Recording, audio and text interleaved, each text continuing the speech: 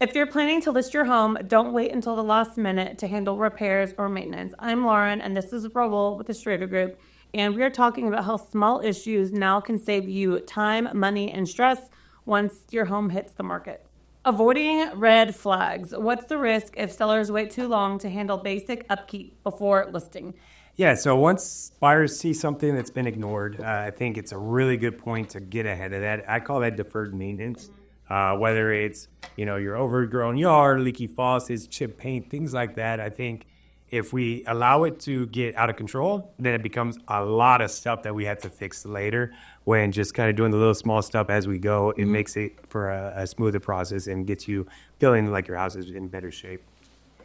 I feel like this kind of goes without saying, but why is AC such a big deal, especially in San Antonio? Yeah, well, we're South Texas, right? So it gets really, really hot. And not only that, when you're selling a house, buyers see that as probably the most expensive part of the structure. I mean, of course, you have your roof, your foundation, things like that, but AC is one of the big things. You never want to have an AC go out in July at 8 p.m. because I can tell you... Or even in May, it's 105 degrees. Yeah, exactly. Well, the thing is I've had that happen to me. You put your fan on super high. You can't do anything but just lay on top of your bedspread and just kind of just lay there without moving because it's hot, 90 to 95 degrees in your house with the fan going on.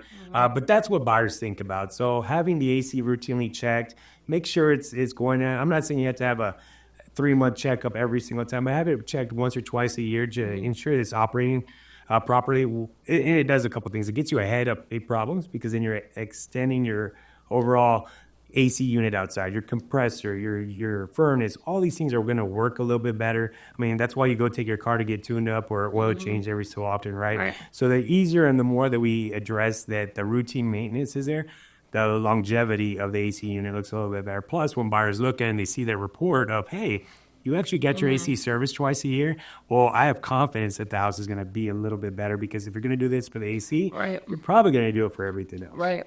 So what about sprinklers or lawn care? Because we are in such a high or colder climate, right, depending on what time of year it is, the sprinkler is my pop or stuff like that. Now, they're super easy to do, so we get ahead of it sooner. A $3 tip at Home Depot is not hard for a sprinkler head. But if we let that linger on, that popped sprinkler head with the water running might cause a $300 or $400 water bill. So little things like that go a long way. And unfortunately, we're always going to be having to fix those things. So it's easier to fix them now rather than just unplugging the system because sometimes we unplug the system and then the wear and tear without actually functioning it makes the gears and everything else get bad. So you might actually have bigger problems later by doing that. So the other part of that is when the sprinkler system is working right, then now your grass is fuller, your bushes, your plants, your shrubs, whatever it might be, they're a little bit fuller. And imagine this. So you showed up, you got dressed this morning, you came to work, all prepared, right? So the outside of the house is kind of the same way, right? It's your first impression. So if we're selling your house and we got a picture and why do we want people to come look at the house? Well, the outside looks perfectly manicured, right? So it looks great. So I want to go see what the inside looks like because if the outside looks this good, the inside must look that good, right? They say it's what's on the inside that counts. Sure. That's why we got to get them into the house, right? So with doing that's kind of our first impression. And what we are struggling sometimes in the July or August when it's really, really hot, people tend to cut back in certain areas. But to see that the house looks good from the curb only makes the inside that much better because when you're competing with 5 houses in your neighborhood and your front looks really, really good, more than likely your inside is going to look really, really nice as well, which means you're probably going to get a better offer, a quicker offer, and probably get more money in your pocket if we're able to do those small things to prevent, things from happening later. I totally agree. I have driven by some homes that it looks like they've not taken care of their lawn, and I don't even think I'd want to see the inside versus someone who's, looks like they've got golf course. Oh, I know. Yeah. Well, and it goes a long way because you kind of get that feel that they're going to have that deferred maintenance on point. So what would you say are some of the most common repairs that sellers wait too long to correct? Yeah, so I think if we're going to talk outside first, I think the irrigation is one of them because those are tough, easy ones if we get to them early, but they're really tough when they get too late in the game. So, just those sprinkler heads, I mean, those are super. If I can do it, y'all can do it because, I make everything dummy-proof in my world. So it's easy or no way I'm going to do it and I'm going to get somebody to do it. but I can do it. So that's good. You could probably do it too. So tips on the sprinkler heads are super easy. I think another one is going to be routine caulking maintenance on the exterior. We were talking about those high heats in the summertime. Well, our outside gets the biggest brutal bang of any kind of stress or any kind of UV rays that we're going to get. So that caulking goes. So maybe every year to 2 year, go around and fix some of those caulked areas. Put some fresh paint around your door jambs, around the front door, your garage door, your back door, window panes, things like that. Because what ends up happening is those little repairs that you could do on your own turn into what we would call gaps that are now opening the wood to where now we have water penetration, now we have wood rot, now we're susceptible to WDI, wood destroying insects, which could be termites, carpenter ants, and it just opens up a whole nother area for something that could have taken, half a day to do. Now you're paying thousands of dollars to fix later. And what about the inside? The inside, same thing, right? Caulking's one of the good ones. I always say you should run through your showers and bathtub areas at least minimum every 2 years. You're supposed to do it every year, but most of the time we don't use it as much as now the new technology is for the sealants and things like that. So you could probably stretch it out a little bit. Paint touch-ups. Those are easy ones. Hit those corners. Any kind of things that you see like that. Flush out your water heater. I think that's a good one as well. I mean, something that you can do on a weekend when you have a little extra time. Routinely vacuum your carpets. I know it sounds silly, but the more you vacuum it, the more longevity you put into it, the less you have to steam it later to get out stains. So we want to make sure that we don't soil the carpets too much. And just a regular routine maintenance, just act like you're having a party once a month and you'll be in good shape. How much of a difference does a clean, decluttered home make? I think it's a big difference because I'm going to tell you that you'll probably sell your house a lot faster if you're organized and clean and everything's in its place.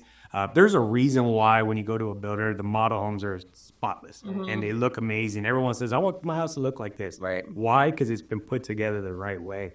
Now, a lot of that has to do with getting the right foot forward, having a stager go in to actually give you advice on how to move things around, or even having us as agents go in and give you recommendations. But you got to imagine this. If we're going to go into your house, I'm showing a buyer your house. Do you want them focused on all the mess and the clutter and not focus on where the Christmas tree is going to go or where we're going to put the couch? We want to kind of do a role reversal and say, hey, let's get outside of our house and put the buyer in your house. And I think less is more when it comes to that. Also, we've had a lot of buyers. I've been doing this a long time. People open the cabinets, and if they see that the cabinet's a mess with all the dishes or anything, they're going to think that nobody put the care into wanting to get this house looking right, which means what else about the deferred maintenance wasn't done? What else are they hiding? Or why did they just throw everything in the cabinets? Sometimes they look in refrigerators just to see how they live. So, I mean, it's just weird stuff that happens throughout the time that I've been doing this that I would say the more the house is put together, the cleaner it looks, and the whole, overall facade matches the pictures, then you're probably going to sell for more money and quicker rather than having to kind of, get to their level. We don't want to get to their level because we only have one house, so we only need one buyer. Right? So let's make sure we make that good first impression and not get lost in all the clutter. Now, I'm okay with organized messes, right? Like put it together, organized clutter, I'm good with it. Boxes all lined up, whatever, that's fine. But we want to make sure that it's clean and you're not getting lost in all the chaos. Right. So you kind of answered my next question, which how does the overall presentation help or affect the sales price? Well, let me ask you a question. Say you go to the mall and you find the last bag on the shelf and it's full price, but it has a couple scratches because people have been playing with it and trying to see if it looks good with their outfit. Would you pay full price? No, I would want a discount. Why? Because there's stuff that either I'm going to have to fix or it has been, Exactly. So that's the biggest part of this whole thing. So when the house or the bag looks perfect, you're going to say, yeah, this is or deserves this price. I don't have a problem with paying what they're asking because it makes sense. The deferred maintenance is there. Everything's great. But when you see a house that's full retail or asking price, but there's a lot of dings or dents in it, you're going to say, I don't mind buying it, but only if I get a really, really good deal. There's more room for negotiation. So there's going to be more negotiation. So when the house is presented right, we get a better opportunity to get what we want versus the alternative where they're going to be asking us for repairs. They're going to be asking us to do X, Y, or Z, just like you would in a store, just like anybody would in real life. Right. So it's the same concept. The way it looks is what they're going to perceive, and if it's perceived to be great, you're going to get a great, outcome. If it's not, though, we're going to get some people that are going to say, I'll buy it, but only do X, Y, or Z. So for someone listening soon, what's your top advice? So my biggest advice would be if you know you're going to sell, get ahead of the curve. And what I mean by that is call somebody to go sit down with you and give you all the guidance necessary. So when you're ready to pull the trigger, you're already ahead of the coin, right? It goes back to what I said in the beginning, deferred maintenance, doing the little stuff as we go, because then you don't feel overwhelmed later. Right, your homework. Do the homework, right? And we offer that, and we do listing appointments all the time.